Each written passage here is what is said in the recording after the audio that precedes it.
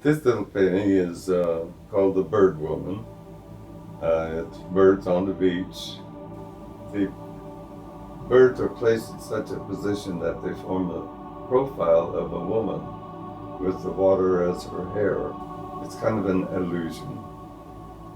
It's oil on canvas. It's 10 by 14. And I finished it in 1989. That's the same year I finished Reach.